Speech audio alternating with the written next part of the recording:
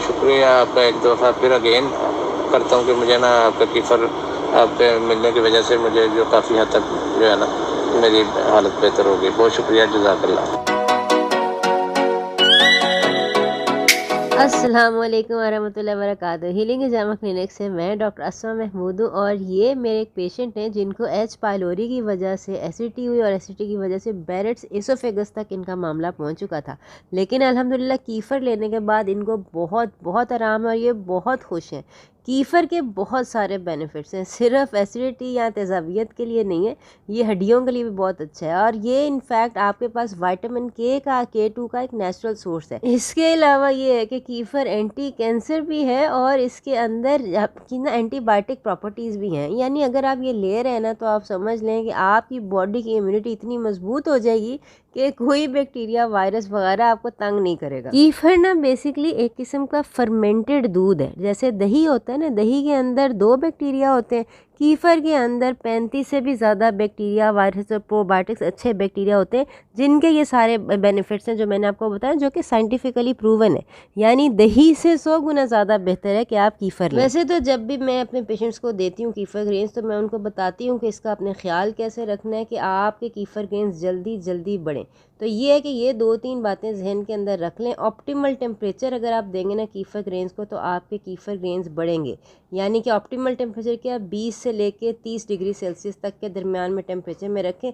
इससे कम होगा तो कीफ़र ग्रेन्स सो जाएंगे, इससे ज़्यादा होगा तो कीफ़र ग्रेन्स ओवर फर्मेंट हो जाते हैं। दूसरे नंबर के ऊपर ना ग्रेन्स आपने देखा होगा बड़े बड़े भी हो जाते हैं। तो अगर आप इनको छोटा कर लें ना हाथ से मसल के, तो ये होता है कि ये सारा दूध इनके ऊपर कवर हो जाता है और ये फिर ज़्यादा दूध के साथ नरिशमेंट ले लेते हैं। इसके अलावा अगर आप कोई भी प्रीबायोटिक फाइबर जैसे इन्यूलिन है, इन्यूलिन आराम से आपको बाज़ार से भी मिल जाता है, पाकिस्तान से बाहर। पाकिस्तान के अंदर है ना अगर आप, तो फिर आपको वो चीज़ें यूज़ करनी पड़ेंगी जिसके अंदर इन्यूलिन होता है। जैसे कि आपके जो कच्चे केले होते हैं उनके अंदर इन्यूलिन होते हैं। ये मेरे पास शतावरी का पाउडर है, इसके अंदर बहुत मिकदार में इन्यूलिन होता है।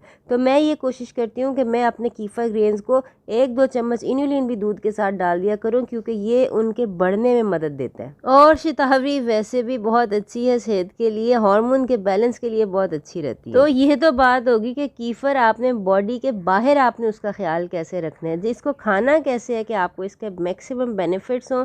ये हमेशा मैं कहती हूँ प्रोबायोटिक आपने जो भी लेना है खाने के साथ लें, ताकि वो आपके खाने की ग़िज़ाइयत से वो भी बढ़े और आपको भी खाने की भरपूर ग़िज़ाइयत जो है वो मिल सके। आपने बहरहाल कीफ़र ग्रेन्स को जब भी यूज़ करना है ना, किसी ठंडी चीज़ के अंदर यूज़ करना है, ठीक है।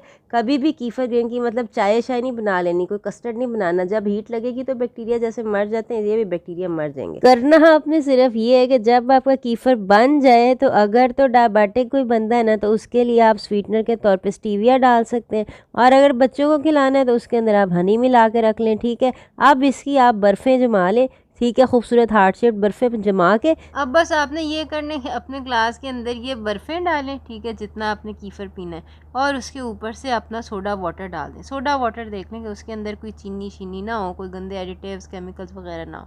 तो ये है कि ये आपका बेहतरीन कीफ़र सोडा तैयार है। इसी तरह मैंने बीट कवास का कीफ़र सोडा भी बनाना सीखा है, जिसके अंदर मैंने बीट कवास जो है वो डाल के, ये बेसिकली ये सारे प्रोबायोटिक्स हैं। ये जितने ज़्यादा आपकी डाइट में होंगे ना उतने ज़्यादा आपको हेल्थ बेनिफिट्स होंगे। तो ये आपने मुझे बना के बताना है कि कीफ़र आपने पिया तो आपकी कौन कौन सी बीमारियां जो हैं वो ठीक हो गई। और अपना ख्याल रखिएगा। आइंदा मुलाकात होती है। अस्सलाम वालेकुम वरहमतुल्लाहि वबरकातुहू।